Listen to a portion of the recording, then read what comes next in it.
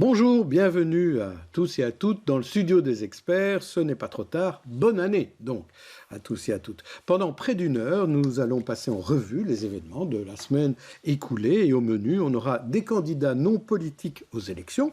Il y a eu beaucoup d'annonces cette semaine. On va aussi parler du froid extrême, des actions d'incivilité ou de liberté d'expression dans l'espace public, c'est selon, des sanctions qui suivent, et on va aussi parler du code de la migration contrôlée. Pour en parler, deux néopolitiques qui nous rejoindront dans quelques minutes et deux experts pour les mettre sur le grill. Zenzen Sveni, journaliste à la Capitale, bienvenue. Bonjour.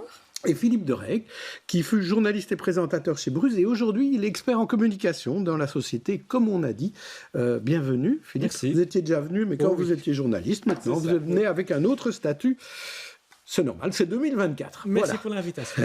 2024 qui est une année électorale, à multiples scrutins. Et alors les listes commencent à se faire connaître, les programmes se complètent, les médias commencent à annoncer leurs dispositifs. Bref, ça se rapproche, plus que 5 mois d'ici le 9 juin. Dans ces temps où la méfiance vis-à-vis des politiques est très grande et est énorme, les partis vont chercher de fortes personnalités dans la société civile. Exemple avec un juge à la retraite depuis une dizaine de jours, Michel Claise, qui a rejoint Défi. Reportage lors de sa présentation par le président du parti, François de Smet. Reportage Marie-Noëlle Dinan et Yannick Van Gansbeek. À peine son manteau de magistrat raccroché, Michel Claise se lance donc en politique. Durant ces 23 ans, j'ai pu constater que la déglingue complète de notre société trouvait notamment pour cause la déglingue du pouvoir judiciaire, mais aussi de l'influence que les organisations criminelles jouaient dans leur importance sur le plan de la puissance et sur le plan de la puissance financière. Connu pour avoir dirigé de grandes enquêtes de criminalité financière, dont la plus retentissante reste l'affaire du Qatargate, un dossier de corruption présumé au Parlement européen pour lequel il a d'ailleurs dû être dessaisi à cause d'un potentiel conflit d'intérêts. À 68 ans donc, l'ancien juge d'instruction bruxellois met désormais son expertise dans la lutte contre la fraude fiscale au service du parti Amarante. Il y en a qui font de la politique leur métier, comme je dis, on a encore vu ça récemment. Eh bien, moi, je voudrais apporter mon métier en politique et véritablement, comme je l'ai dit, non pas être quelqu'un qui va assister, mais véritablement quelqu'un qui va retrousser ses manches. Et comme j'étais très critique dans le passé à l'égard du monde politique, eh bien maintenant, j'ai arrêté d'être critique et je vais travailler. Placé 3e sur la liste électorale à la Chambre, juste derrière Sophie Raoni et François de Smet, Michel Claise représente donc une arrivée de poids. Je revendique que ce n'est pas du tout comparable, l'arrivée de Michel Claise, avec ce qui arrive dans d'autres partis politiques où on vous prend quelqu'un de connu pour attirer les spotlights et attirer l'attention sur un parti ou des programmes. Michel, non seulement est membre depuis longtemps, mais il a fabriqué le programme Police et Justice avec nous. Aujourd'hui, on ne vous présente pas juste un attrape-voix, on vous vend quelqu'un qui nous a apporté ces idées avec lesquelles nous avons travaillé. Mais celui qui est aussi connu comme auteur d'une dizaine de polars espère bien ne pas être qu'un héros de papier. L'enjeu pour Michel Claise est de taille. Pour obtenir sa place au Parlement fédéral, il faudra convaincre au moins 16 000 électeurs de plus que lors des dernières élections, afin que Défi obtienne plus que ses 2 sièges actuels. Alors Zenzen Sveni, est-ce que vous constatez qu'il y a beaucoup de candidats de la société civile pour l'instant qui se sont fait connaître pour les élections à Bruxelles ? Au niveau de Bruxelles, pas tellement. Il y a eu quelque temps Adja Labib, qui était quand même une figure assez connue et qui là vient d'être annoncée à la région.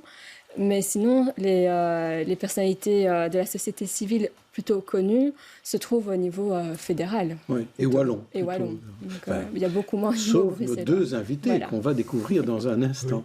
Oui. Et il y a de la place pour ces gens de la société civile dans le monde politique bruxellois. Ouais. Je pense que la société civile a tout à fait sa place en politique et a peut-être un regard de terrain à apporter. Toute la question va être de savoir à quel point ils vont pouvoir vraiment exprimer et partager, relayer les préoccupations qu'ils ont vues et connues. Et si ça ne va pas juste être un effet d'annonce pour attirer des voix. Alors, côté néerlandophone, on a souvent parlé des Bekend Vlamingen. Oui. Hein, et donc, c'est aussi une machine à faire des voix dans certains cas. Oui. Et côté francophone, on voit aussi avec des vedettes de télé depuis pas mal de temps. Oui, quelle est votre analyse, Guido ? Écoute, en Flandre, on dit toujours le lapin blanc, que le magicien sort de son chapeau. Oui, en Flandre, il y a eu ça beaucoup. Ici à Bruxelles, Michel Claes qui rejoint maintenant Défi. Je me rappelle aussi Jean-Claude Fossé, ancien journaliste RTBF, qui a fait son nom avec ses grands travaux inutiles à l'époque à l'RTB, qui a rejoint Écolo après sa pension. Il a fait un mandat parlementaire à il est Bruxelles. Parti. Oui. Voilà, il est parti. Je pense que chaque parti essaye d'attirer des gens pour que, justement, on disait dans le reportage, ce méfiance publique envers le monde politique, c'est de faire rentrer des gens qui ont eu une bataille. Quand je regarde Michel Claes, juge d'instruction, criminalité financière. Voilà, je pense que les partis essayent Est-ce que ça marche? C'est ça la vraie question. Moi, ça ne m'impressionne pas, personnellement. Mais voilà, je pense que ça peut engendrer ou créer des voix, en plus, à mon avis. Eh bien, on va voir ce qu'en pensent nos deux invités, puisque j'ai invité deux personnes de la société civile. L'une est une militante syndicale bruxelloise qui a accepté la 2e place sur la liste des européennes pour le PS, et l'autre a quitté l'Action mutualiste, où elle était très active, pour rejoindre les engagés et tirer la liste de ce parti à la Chambre, à Bruxelles. Je propose qu'elles entrent.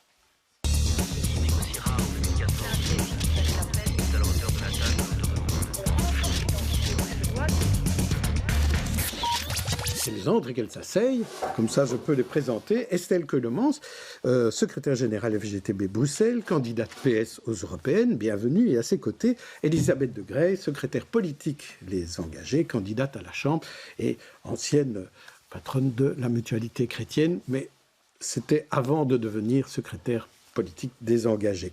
Alors, Estelle Keulemans, je vais commencer tout de suite par vous, parce que vous êtes la plus récente dans les annonces de candidature, donc 2e sur la liste européenne du PS. Aujourd'hui, vous êtes notre invitée. Vous parlez au nom de la FGTB ou au nom du PS? Alors, je parle au nom, effectivement, en tout cas, en tant que candidate aux élections européennes pour le Parti socialiste. Je pense vous avez une carte de membre du Parti socialiste? Oui, évidemment, voilà. Oui. Donc, sans m'en cacher, c'est la moindre des choses. C'est certainement pas par opportunisme. Et donc, non. Donc, voilà, il faut éviter les doubles casquettes. Donc, et c'est logique, évidemment, que dans une campagne électorale, je ne m'exprime plus aujourd'hui au nom de la FGTB, de la FGTB Bruxelles. Alors, comment s'est passé ce saut vers la politique? Comment est-ce qu'on vous a proposé? On vous a téléphoné un jour, Paul Magnette ou Elio Di Rupo vous ont appelé pour dire tiens, viens faire de la politique, Estelle? Alors effectivement, ça se passe souvent comme ça, et ça se passe de manière assez inattendue. On est souvent surpris, en tout cas moi c'était mon cas, j'étais surprise. Vous n'y pensiez pas? Non, je n'y pensais pas, parce que effectivement je menais des combats et je continuerai à mener des combats pour les travailleurs et les travailleuses. Et donc voilà, ça s'est passé de manière un peu rapide, un peu surprenante, avec un certain honneur. C'est le président du Parti socialiste, c'est Paul. Voilà. Et vous, Elisabeth de Grey, comment s'est passé le passage du pilier chrétien mutualiste aux engagés? Et un peu de la même manière. Donc, un coup de téléphone auquel on ne s'attend pas toujours. Du président Maxime Prévost? De Maxime Prévost, oui, tout à fait. Plus sérieusement, je pense que la question de l'engagement politique, elle me touche depuis longtemps, inévitablement. Je pense que quand on est dans des fonctions comme la vice-présidence d'une institution comme la mutualité, on est en contact avec l'ensemble du monde politique. Et on a parfois aussi la capacité de mesurer, du coup, certains enjeux, certains manquements, certaines choses qui nous titillent, qui nous donnent envie de travailler qui vous énervaient, plus. Des choses qui vous énervaient. Parfois aussi, des régler. choses qui nous énervaient. Et donc, c'est vrai que la question, on se la pose aussi parfois par moment, de se dire, mais si j'y étais, est-ce que je ferais autrement? Ou est-ce que ce serait plus facile? Ou est-ce que j'aurais plus d'impact ou pas? Et donc, quand la question se pose en général, je ne sais pas pour Estelle, mais moi, je n'ai pas eu beaucoup de jours pour réfléchir. Donc, voilà, on a quelques jours pour réfléchir, ça doit rester confidentiel. Et puis, on se pose les questions d'abord à soi-même, quoi. Hein. Oui, dans ce cas-là, on consulte qui? Moi, je n'ai pas consulté grand monde, j'ai consulté mon mari, parce que je prends toujours mes décisions avec lui. J'ai consulté une ou deux amies très proches, et puis c'est à peu près tout, puisque... Ça devait rester confidentiel. Voilà, maintenant, en tout cas, ce qui, moi, m'a animé dans ce choix, c'est de se dire, OK, maintenant, après 8 ans quand même au niveau fédéral de la mutualité chrétienne, c'est l'occasion d'être vraiment à la manœuvre de décision, en tout cas dans le cadre du rôle que le Parlement a en Belgique, et d'essayer d'avoir de l'impact, et peut-être aussi de recréer un peu ce lien entre la population, les citoyens et la politique, de sortir aussi du rôle de critique et de se dire... Mais vous croyez que vous le ferez mieux que quelqu'un qui fait de la politique depuis 20 ans? Mieux, pas, mais je pense que j'apporte des choses qui peuvent parfois manquer, entre autres la connaissance du terrain. Je pense que c'est ça ma force aujourd'hui au sein des engagés, c'est de bien connaître les réalités des membres de la mutualité chrétienne, mais qui sont quand même importants dans ce pays. Donc, c'est une manière d'amener le vécu des gens. Je pense que le contact qu'on peut avoir avec d'autres institutions que j'ai quittées il n'y a pas longtemps, ça permet aussi d'amener un regard neuf. Je ne dis pas mieux, avec un apport extérieur, certainement, oui. Alors, Estelle Coleman, justement, cet engagement, l'engagement syndical est un engagement important aussi. Alors, passer de l'engagement syndical à l'engagement politique, ça veut dire que vous abandonnez totalement les luttes syndicales? Mais en fait, je vais porter à l'Europe, où je pense d'ailleurs c'est un niveau de pouvoir essentiel aujourd'hui, et certainement dans le contexte, je veux dire, qu'il soit géopolitique ou international, ou même belgo-belge, voilà, les projets et les combats qui sont les miens, et de représenter notamment les travailleuses et les travailleurs, et des enjeux qui concernent aussi les jeunes, les femmes, les questions climatiques, la transition juste. Donc je pense que les combats, ils vont être les mêmes. Mon ADN ne changera pas fondamentalement. Donc non, ce n'est pas la même chose. C'est s'y engager d'une manière différente. En plus, dans un hémicycle demain qui va être, je pense, compliqué, parce qu'il y a des montées d'extrême droite un petit peu partout. Donc, il y a aussi cette question des enjeux démocratiques et des droits humains aussi apportés au niveau européen. Donc, non, ils seront les mêmes. Alors, ils seront différents, parce qu'effectivement, ce n'est pas dans un contexte de contre-pouvoir, comme je pouvais l'être précédemment, mais avec aussi un bagage en matière de concertation sociale, de négociation. Donc, voilà. Donc, ce ne sera pas autrement. Ce seront finalement aussi des combats et des projets, mais vous sentez quand même différemment. Quelque chose de commun entre ces deux combats. Mais vous aussi, vous avez l'impression parfois d'être énervé par des positions de l'un ou l'autre député européen socialiste en disant ça, je vais quand même mieux le faire. Ça, je ne pense pas, non. Non, ça, je ne me permettrai certainement pas de le dire. Je vous posais aussi cette question-là, mais à toutes les deux. Est-ce que vous avez l'impression de prendre la place de quelqu'un d'autre, de quelqu'un qui est là depuis longtemps et qui mériterait aussi sa place sur la liste? Eh bien, donc, c'est une des premières questions, effectivement, que j'ai posées. Et en tout cas, en ce qui concerne les personnes qui m'ont précédé, ces personnes, en tout cas, je vais citer le nom de Maria Arena, on va être très clair, avaient annoncé très clairement, et bien avant, effectivement, ce qui s'est produit au niveau du Qatargate, qu'elle arrêtait après 2 mandats. Donc, je n'ai effectivement pas l'impression de prendre la place de qui que ce soit. Et vous, Elisabeth Degrez? Non, moi non plus, pour 2 raisons. D'abord, le président des engagés avait été très clair avec l'ensemble des mandataires des engagés il y a déjà 1 an et demi, en disant que de toute façon, aux élections, il y aurait près de 50% de têtes de liste venant de l'extérieur. Donc je pense que tout le monde le savait. C'était pas une surprise. Deuxièmement, moi j'ai plutôt l'impression inverse, c'est-à-dire d'avoir vraiment été extrêmement bien accueilli par la fédération bruxelloise. Georges Dallemagne avait aussi annoncé qu'il arrêtait, Madame Fonck avait annoncé qu'elle arrêtait, Madame Frémaux avait annoncé qu'elle arrêtait, tous pour des très bonnes raisons, et c'est assez sain, je trouve. Donc ça laissait de la place à d'autres un renouvellement, donc ça laissait de la place. Et moi, je me sens vraiment accueillie, en fait, c'est plutôt agréable. Oui, on reproche souvent aux politiques de manquer, en fait, de connaissance du terrain. Donc, vous qui venez du terrain, comment est-ce que vous allez garder ce contact en rejoignant cette sphère politique? C'est vraiment une de mes préoccupations principales. D'ailleurs, j'en ai encore parlé récemment avec un ami avec qui je mangeais.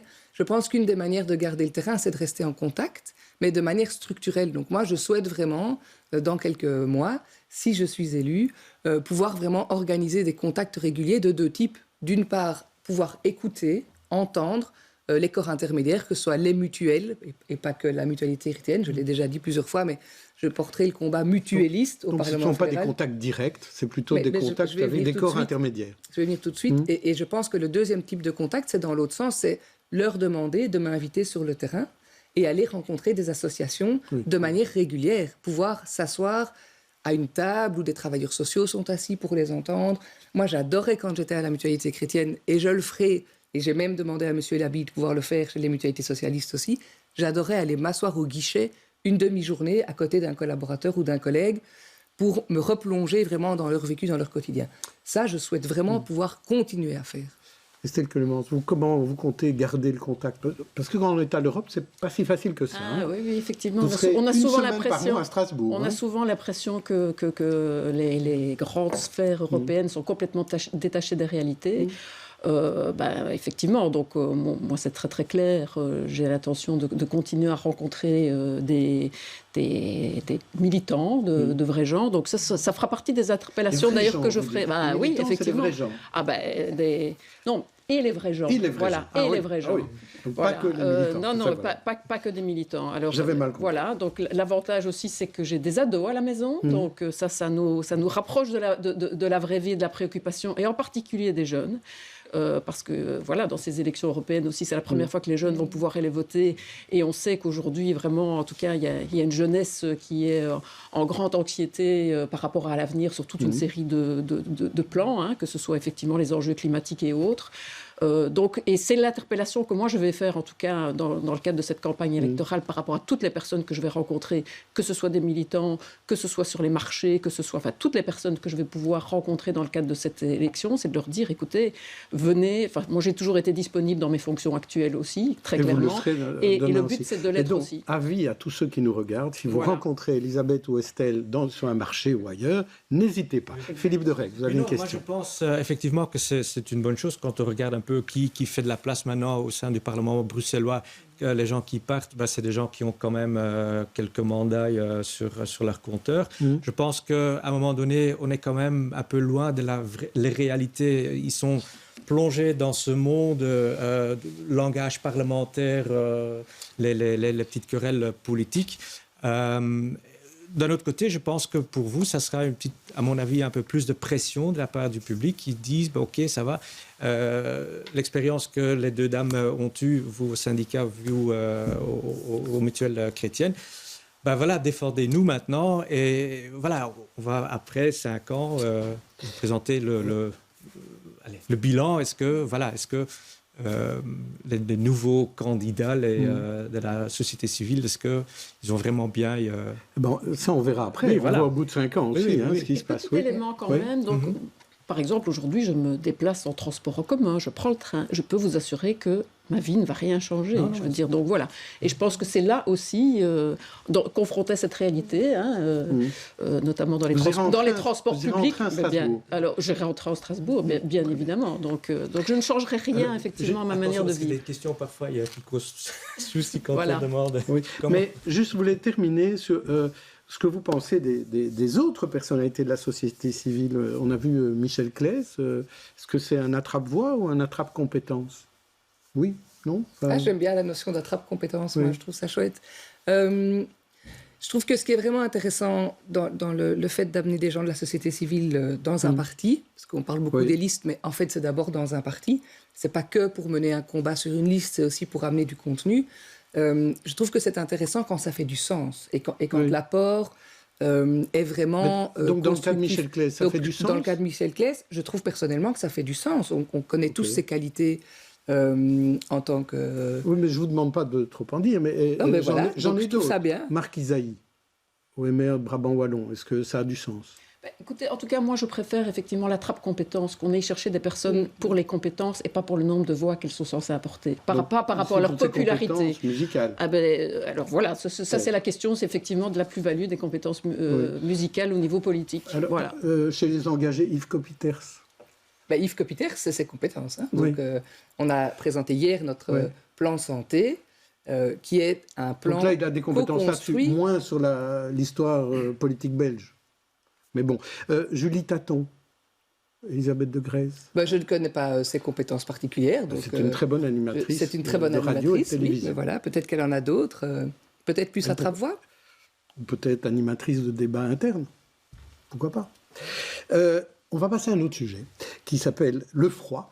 On a vu dans cette semaine le froid extrême qui s'est invité à Bruxelles et cela a immédiatement mis en lumière les manquements existants concernant l'accueil, voire même la survie de ceux et celles qui vivent dehors. Alors il y a des squatters à reloger, des toxicomanes à protéger contre eux-mêmes, des personnes dans la précarité à sortir de la rue. Reportage Michel Gaillard, Gauthier Flau et Manu Carpio.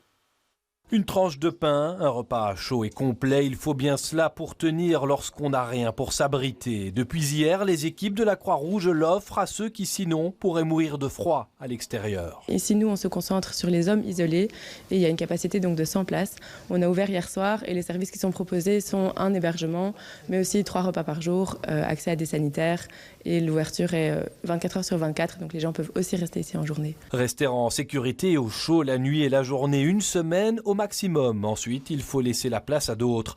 Ce centre d'urgence, c'est aussi un moyen d'accrocher le public fragile et particulier des sans domicile fixe, avec derrière l'espoir de les tirer plus durablement de la rue. Il y a des places qui sont ouvertes à l'année, qui sont structurelles, où on peut proposer un accueil plus qualitatif aux résidents parce qu'il y a un accompagnement social dans les démarches administratives, un accompagnement médical qu'on ne peut pas proposer dans des structures d'hébergement d'urgence comme celui-ci. Ces dernières années, les acteurs aidant les sans-logement se multiplient. Chacun se spécialise dans des profils différents. Il y a des centres pour hommes isolés, il y a des centres pour femmes isolées, il y a des centres pour familles.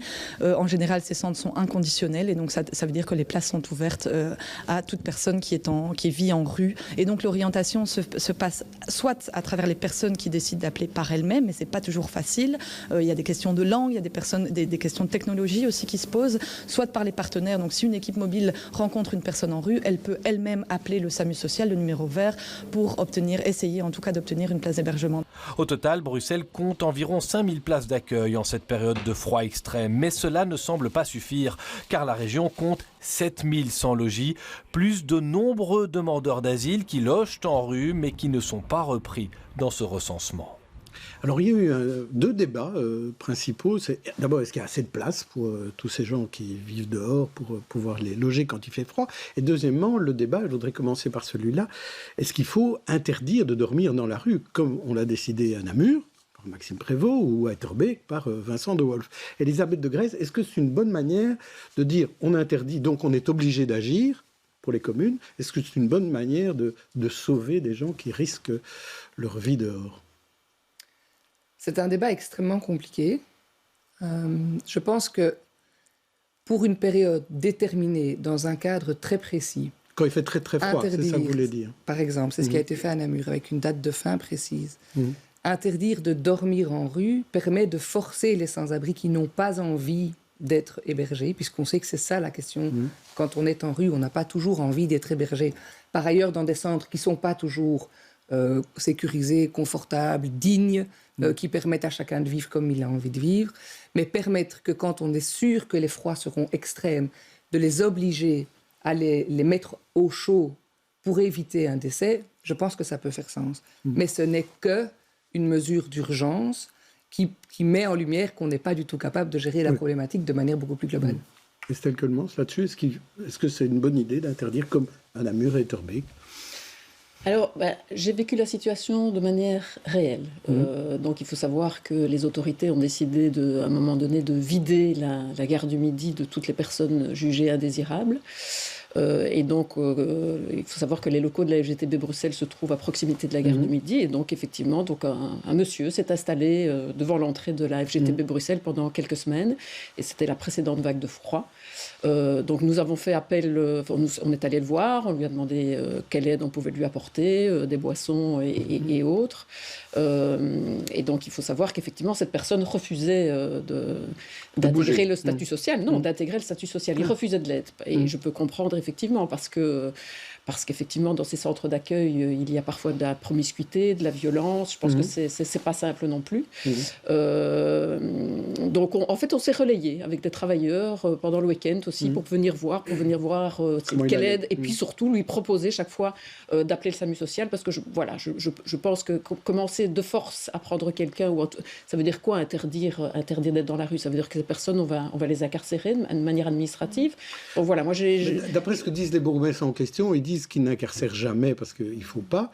Mais c'est vrai que c'est par cette menace-là, ça allège la responsabilité des associatifs. Voilà, mais c'est se dire que. Et puis moi j'ai un autre souci, c'est qu'on s'émeuve évidemment de la situation de ces personnes qui vivent en rue, qu'en hiver, et lorsque les températures tombent en dessous de zéro. Leur situation est de toute façon inacceptable. Hein, et en même temps, ça pend au nez de tout le monde. Hein, d'un jour se retrouver un accident de vie ou autre, un problème d'assuétude, un problème de santé mentale. Donc voilà. Et donc, moi, je pense qu'il faut vraiment travailler de manière globale et pas simplement lorsqu'il y a cette émotion qui est là dans des périodes comme celle-ci. Donc voilà, moi, je plaide vraiment, en tout cas, pour qu'on trouve des solutions qui soient beaucoup plus pérennes, notamment en matière de santé mentale, en matière d'assuétude. Hein. Avec Iris Care, on ouvre des salles de consommation ici pour permettre justement des prises encadrées, et puis surtout travailler, non pas sur des centres d'urgence, parce qu'on voit à quel point justement des centres d'accueil d'urgence, ce ne sont pas des solutions qui sont parfois humaines, mais de travailler vraiment sur l'accès au logement pour ces personnes. Ce qu'on appelle le housing first, notamment. Zen-Zen-Veni, on s'est quand même rendu compte là pendant la semaine qu'il y avait un problème. Hein. Oui. De toute façon, le plan grand froid extrême a été mis en place lundi, et donc il y a eu 145 places qui ont été en plus mises à disposition, mais ce n'est clairement pas suffisant au vu du nombre de personnes qui se trouvent la directrice de Lilo disait sur notre antenne qu'il manquait encore 700 à 800 places. Que ces 145 places ne suffisaient pas. De manière générale, en dehors de ce plan grand froid, il manque de places de manière générale toute l'année. Pour les sans-abri sur l'année. La décision d'Etterbeek, qui n'est pas nouvelle, pose la question de est-ce que ça ne va pas juste déplacer le problème et donc le renvoyer sur une autre commune et aussi se demander pourquoi est-ce que ces personnes refusent d'être hébergées dans un endroit chaud, ne serait-ce que la nuit, pour assurer une nuit de plus de survie. Oui. Donc, on a aussi ouvert les stations de métro, ce qui est aussi nouveau. Il y a des stations de métro, il y a la SNCB qui participe aussi. Donc, on sent qu'il y a une solidarité qui se met en place, mais effectivement, bien souvent uniquement en période de grand froid. Par exemple, quand il y a de la canicule, d'autres problèmes se posent aussi. Et là, on la traite un peu moins, en général. Philippe de Reg. J'étais pendant 15 ans journaliste, ici à Bruxelles. Pendant 15 ans, on a couvert les plans froids, le sans-abrisme, et sur les 15 ans, je n'ai vu aucune évolution. Il y a des associations. Oui, mais évolution dans le sens où on prend le problème à bras-le-corps et on va pour une vraie politique pour aider ces gens. Chaque fois qu'il y a le grand froid, tout le monde se réveille, il faut faire quelque chose, il faut ouvrir des centres d'urgence. Tandis qu'on sait, l'hiver arrive, on sait qu'il y a chaque année, il y a de plus en plus de sans-abrisme à Bruxelles. On sait aussi pourquoi beaucoup de gens refusent d'accepter l'aide et de se diriger vers ces centres, justement parce qu'il y a la promiscuité, il y a l'insécurité. Et chaque année, on entend les mêmes arguments. On n'a pas encore trouvé la recette miracle. Hein, non, Mais est-ce qu'il y a une recette au niveau fédéral? Vous que vous proposez à la Chambre, Elisabeth de Greyse, est-ce qu'il y a au niveau fédéral des décisions qui pourraient être prises pour trouver des solutions? Parce qu'on voit bien qu'au niveau régional, on a peine à solutionner le problème. Je pense qu'il n'y a rien qui se règle avec des baguettes magiques, donc je ne voudrais pas qu'on croie que certaines personnes ont des baguettes magiques et d'autres pas. Le sans-abrisme, c'est, dans la majorité des cas, Estelle vient de le dire, le résultat d'accidents de vie. Et j'ai encore eu très récemment un de mes amis d'enfance qui m'a appelé en me disant « Écoute, voilà, j'ai eu un problème de santé important, j'ai perdu mon boulot, je suis sur la mutuelle, dans le même temps, j'ai perdu mon logement, j'ai dû retrouver un logement, je n'ai pas trouvé, je suis partie avec ma tante vivre en Ardennes, et là, je viens de revenir et je ne trouve rien. Et si j'ai plus de domicile, j'ai plus d'allocation de la mutuelle. » Donc, l'enjeu, c'est resserrer les mailles du filet de la sécurité sociale pour éviter que les gens ne passent à travers. Ça, c'est évidemment une responsabilité du fédéral. Ça fait partie des priorités des engagés et de mes priorités dans quelques mois quand je serai à la Chambre, c'est de travailler au renforcement de cette sécurité sociale. Avec toute une série de mesures, dont par exemple augmenter les minima sociaux à minima au seuil de pauvreté. Il y en a qui sont encore en dessous du seuil de pauvreté. Je vous invite tous à réfléchir à comment est-ce qu'on fait pour vivre avec 1 300 € par mois. C'est extrêmement compliqué. Augmenter la qualité des logements. Surtout à Bruxelles. Surtout à Bruxelles. Augmenter la qualité des logements, l'isolation des logements à Bruxelles. Ça, c'est de nouveau sur le régional. Et donc, c'est l'interaction entre toutes ces mesures, ce ce qu'on peut appeler les déterminants de la santé, qui doivent refermer les mailles de la sécurité sociale. Il faudrait sans doute un plan un peu transversal pour ce genre de problématique-là. Je vous propose à présent de passer à notre rubrique tête d'affiche, où je vais vous proposer des personnalités qui ont fait l'actualité de la semaine. À vous d'en choisir une et de commenter votre choix, en bien ou en mal. Estelle Coelmans, je commence avec vous. 4 stars de la semaine. Tout d'abord, Anouchka Delon, la fille de l'acteur, au centre d'une lutte fratricide autour d'un héritage.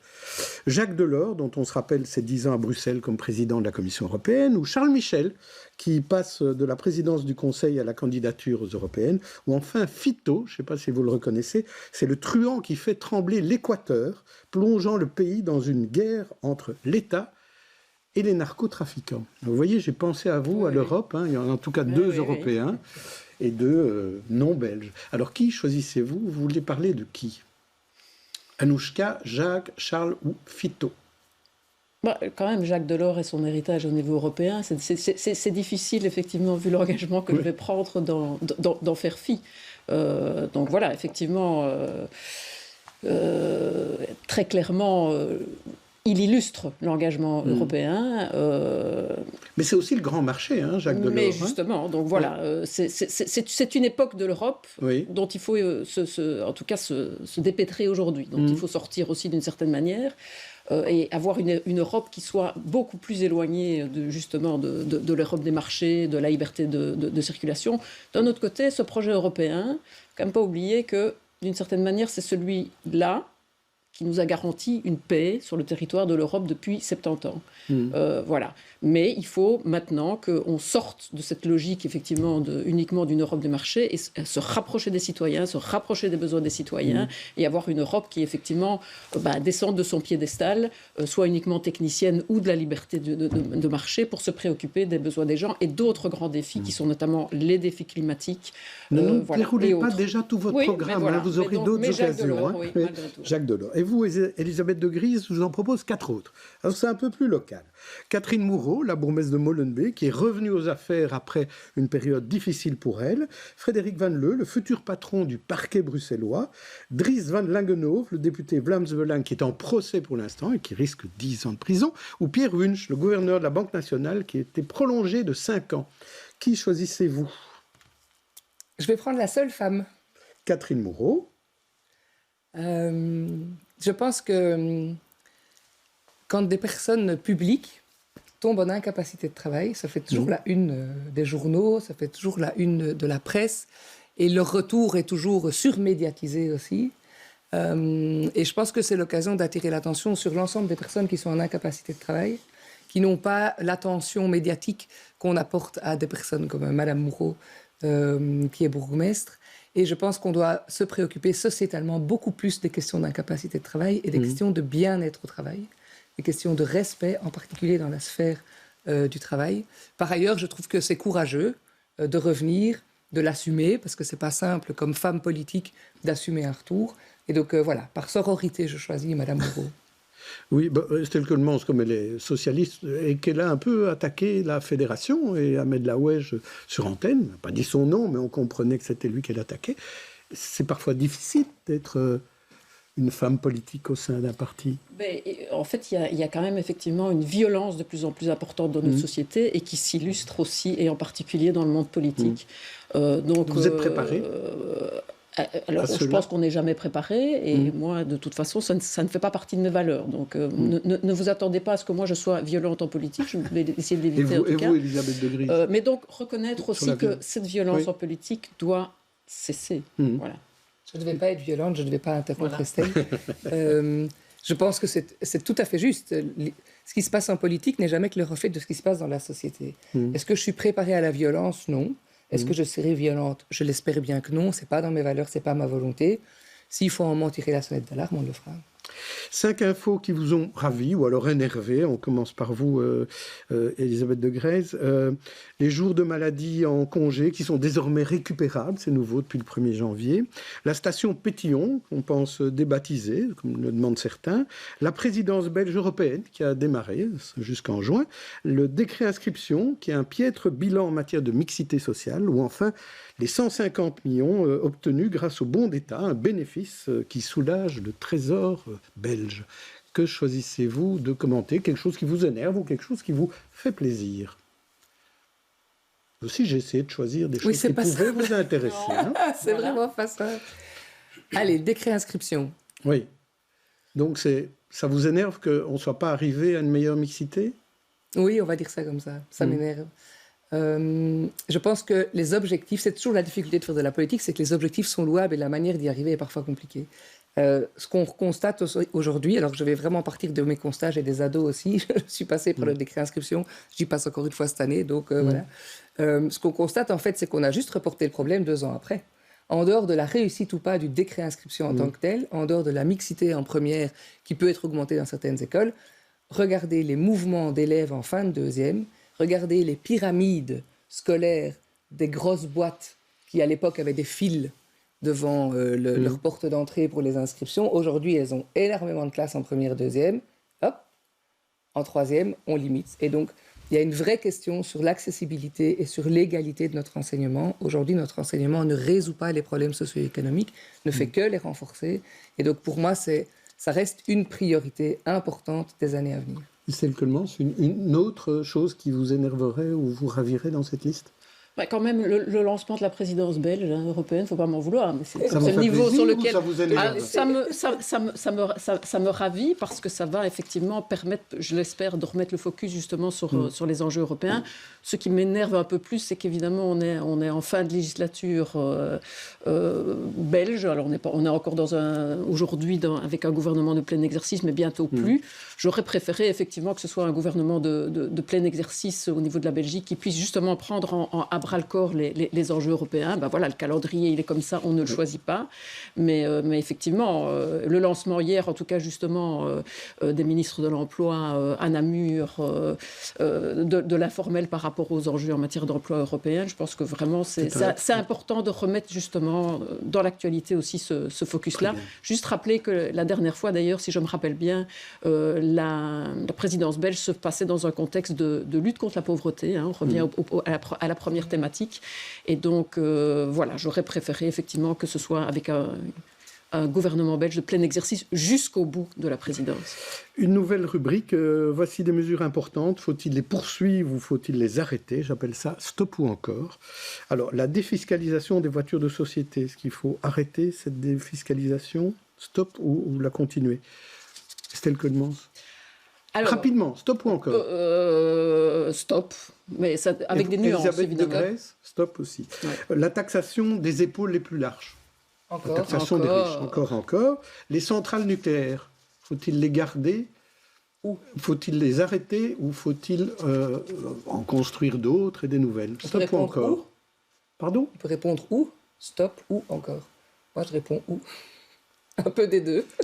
Ah, et alors? Et voilà, plutôt et, parce que où, ça voudrait dire à quel endroit on les met.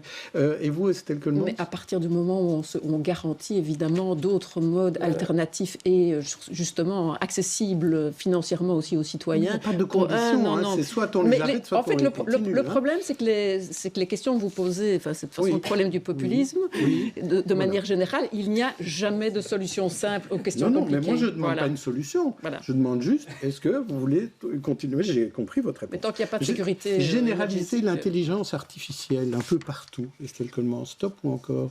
Est-ce qu'il faut arrêter, encadrer l'intelligence artificielle? Il faut certainement l'encadrer. C'est un des enjeux certainement aussi de la prochaine période. Elisabeth de Greyse? L'arrêter, on ne l'arrêtera pas. Donc il faut la canaliser et il faut continuer à côté une disponibilité d'autres canaux. Alors, une question pour vous. L'individualisation des droits sociaux, fini les faux ménages, individualisés pour chacun. Oui, donc c'est suppression du statut de cohabitant. Donc on est effectivement pour ce qu'on appelle l'individualisation. Le terme n'est pas joli, mais on est pour la suppression du statut de cohabitant. Oui. Voilà. Vous aussi? Pareil. La défense des voies maritimes contre les Houthis du Yémen. donc la défense, permettent à ces gros bateaux d'encore passer et de livrer en Europe notamment tout ce qui vient d'Asie et d'ailleurs. Faut-il les défendre ? Ce qui est assez étrange, c'est de voir effectivement l'Angleterre et les États-Unis intervenir de manière forte pour permettre le libre-échange dans cette zone. Alors que, voilà, quand on compare effectivement la situation qui se... Non, mais faut-il les stopper ou encore ? Parce que là, vous me parlez d'autre chose. Juste ça. Ce qui est choquant, c'est que cette intervention-là, par rapport à cette problématique-là, ne se fait que pour assurer le libre-échange, alors qu'il y a d'autres problèmes dans la région pour lesquels... Donc il ne faut pas régler ce problème-là. Je ne dis pas qu'il ne faut pas le régler, mais est-ce que le régler comme ça a été fait et uniquement pour des questions de libre-échange C'est avec. Pas ni stop ni encore. Et vous, Elisabeth de Greyse ?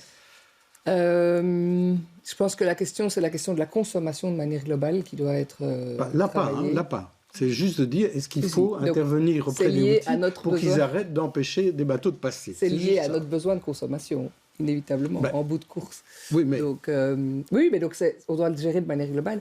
Ici, je pense qu'il faut faire avec et... oui, voilà. Avec aussi.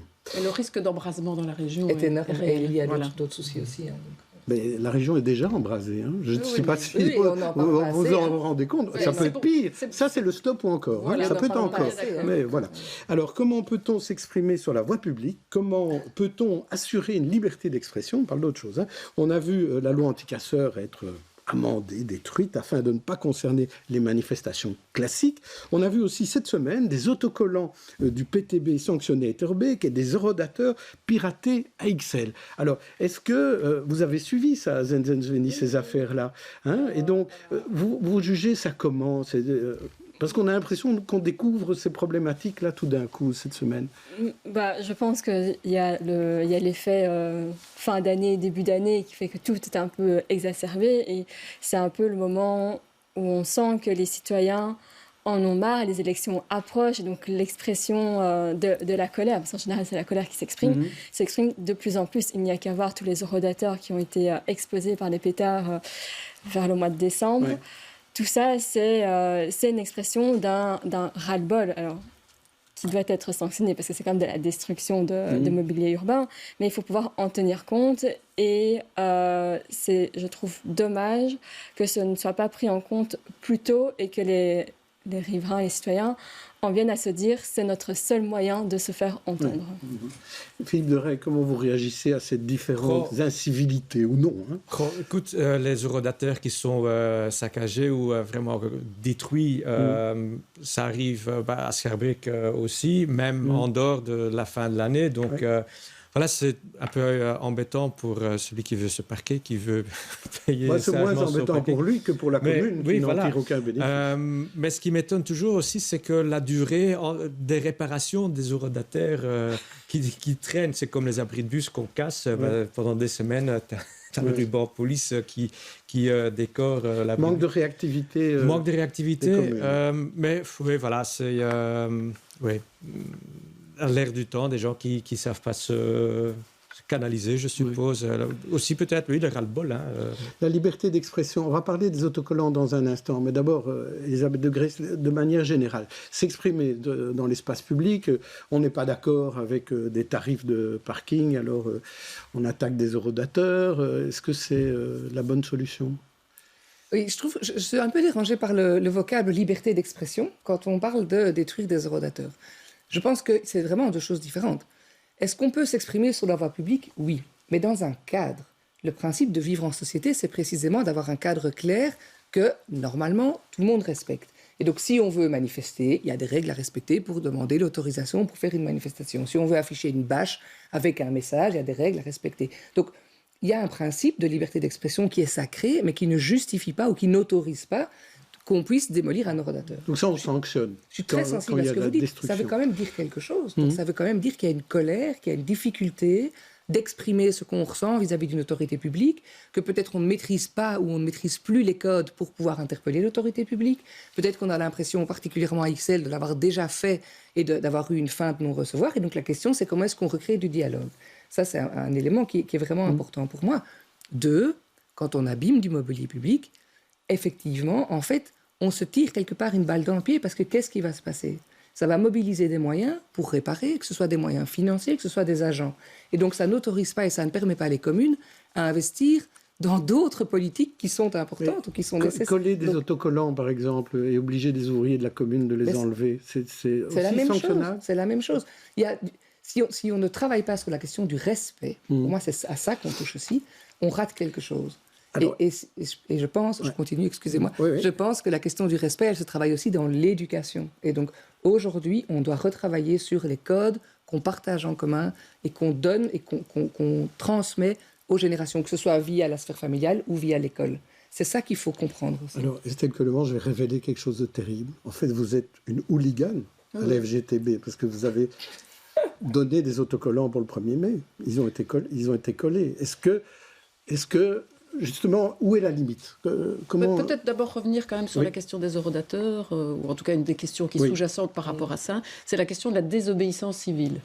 Voilà. Où est-ce qu'on la place? Est-ce qu'on l'autorise dans cette société? Je pense qu'il faut laisser une place aussi à la désobéissance civile. On le voit, des associations comme Greenpeace l'utilisent de manière fréquente.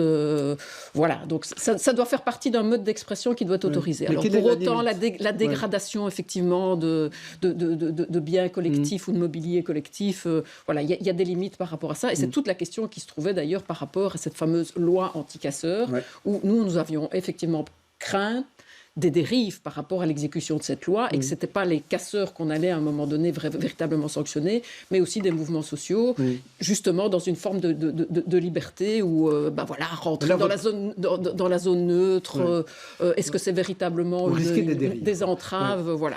Mais donc ça, votre pression a fonctionné, et donc ce n'est pas dans la loi. Mais ici, pour revenir sur les autocollants, parce que vous êtes concerné par cette affaire d'autocollants Etterbeek. Donc effectivement, la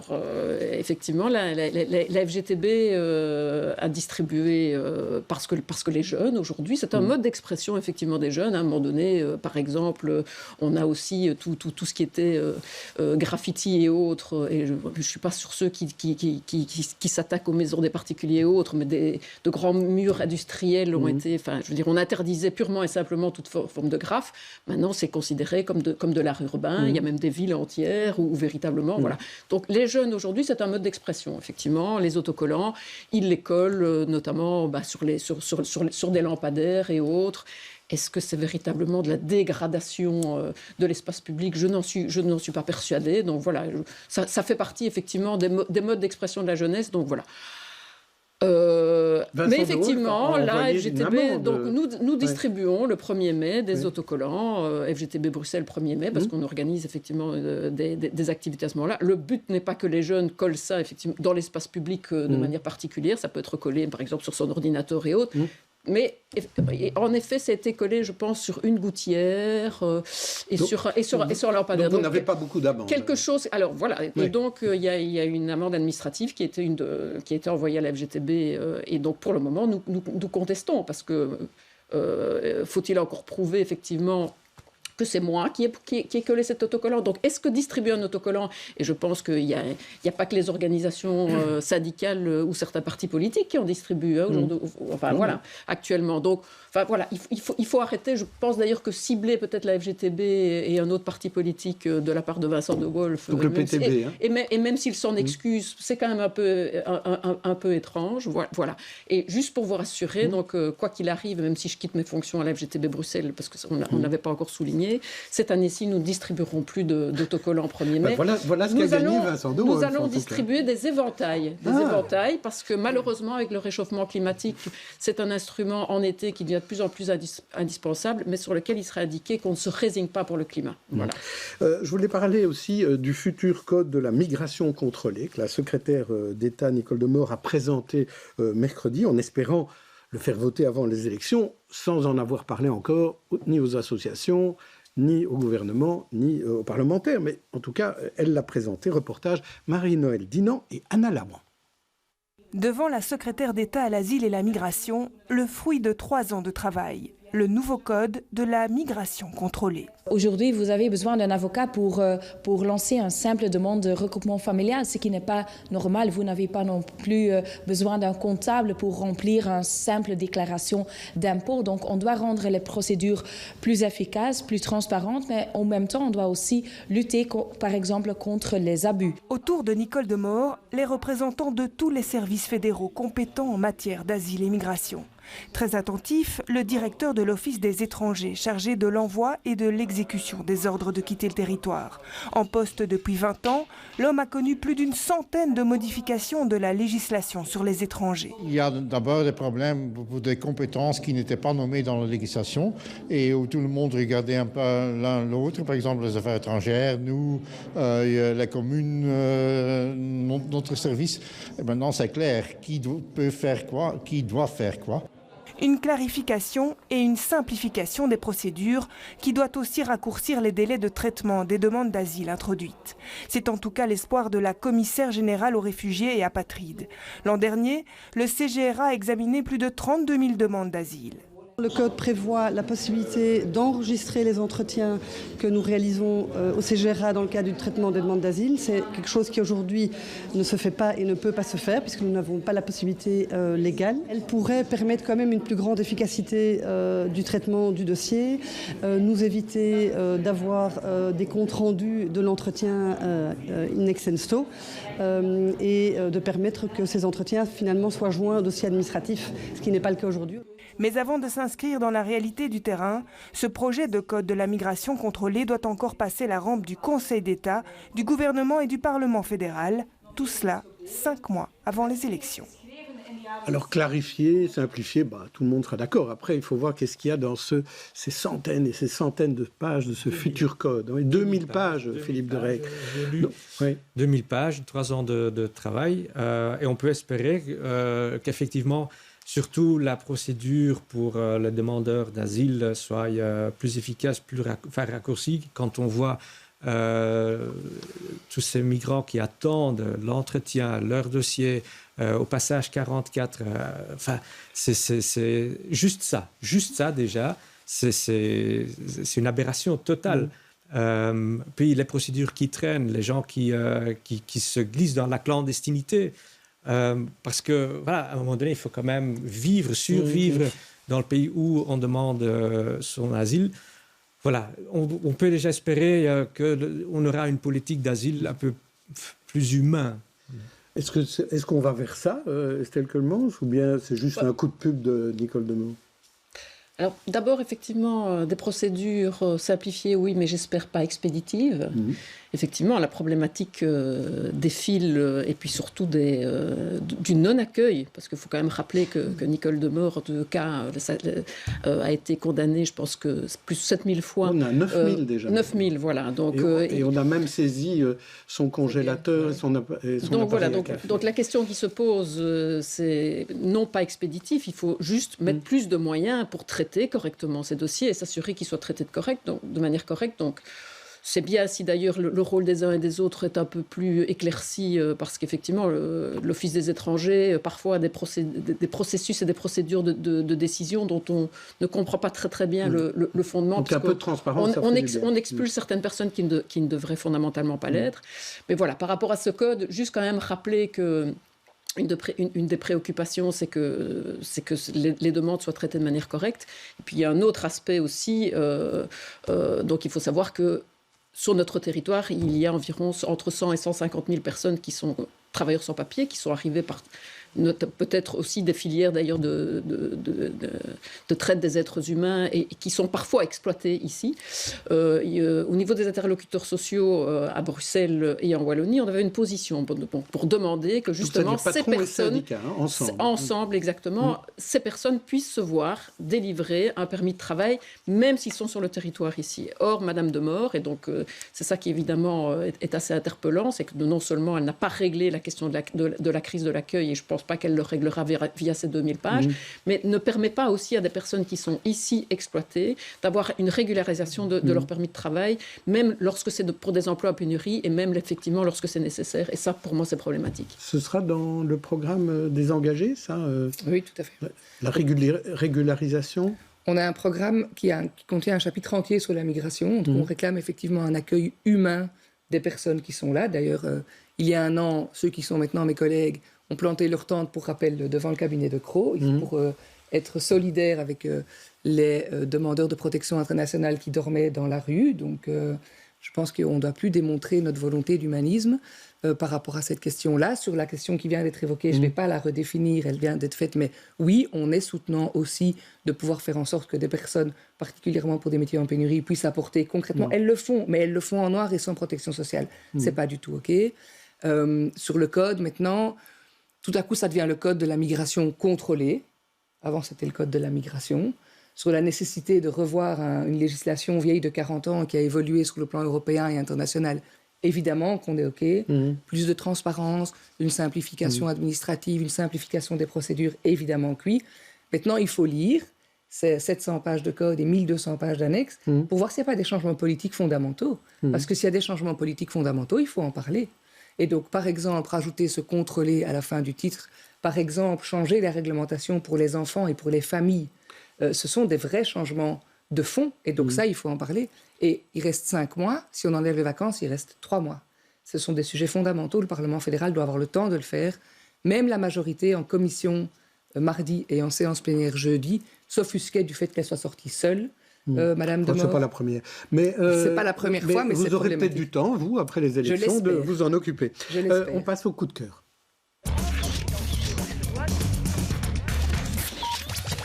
Zenzen, vous voulez parler de théâtre, d'un théâtre. Oui, d'un théâtre en particulier. C'est le Théâtre des Martyrs qui a rouvert après pratiquement 10 mois de travaux et qui rouvre la saison théâtrale avec Les Borkman, qui est une pièce de théâtre classique qui date du 19e siècle et qui a été adaptée et modernisée. Et donc, au fil des riffs de guitare, on découvre l'histoire de pouvoir, de famille, de rock'n'roll. C'est très, très drôle. Finalement, c'est une critique sur le prix du bonheur et le prix du pouvoir. Et on découvre à quel point le père qui est banquier a provoqué la déchéance de son nom et de sa famille, et à quel point la mère a de grandes attentes pour redorer le blason de la famille. Donc c'est l'occasion de découvrir le théâtre complètement transformé, rénové, et de redécouvrir un classique. Au Théâtre des Martyrs. Et vous, Philippe de Règue, c'est pas très loin, mais c'est un établissement qui sent la mer. Oui, absolument. C'est une institution, Place Sainte-Catherine de Noordzee, la mer du Nord, qui existe environ 30 ans, qui attire beaucoup de monde. Et les enfants de Catherine et les enfants, Lucas et Catherine, ont décidé de reprendre l'affaire des parents. Ils ont 25 et 27 ans. Ils avaient tous les deux leurs propres entreprises. Le garçon, Lucas, il avait son start-up.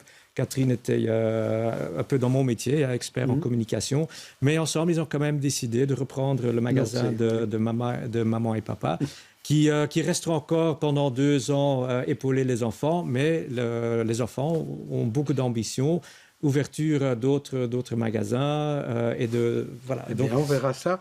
Allez les saluer de la part de Philippe. Voilà. Et moi, je voulais juste revenir sur une série que l'on peut revoir sur le site d'Arte. Judith Godrèche comme interprète principale et réalisatrice de 6 épisodes, An Icon of French Cinema, une comédie basée sur sa propre vie. Après un long séjour aux États-Unis, elle revient en France où beaucoup l'ont oublié.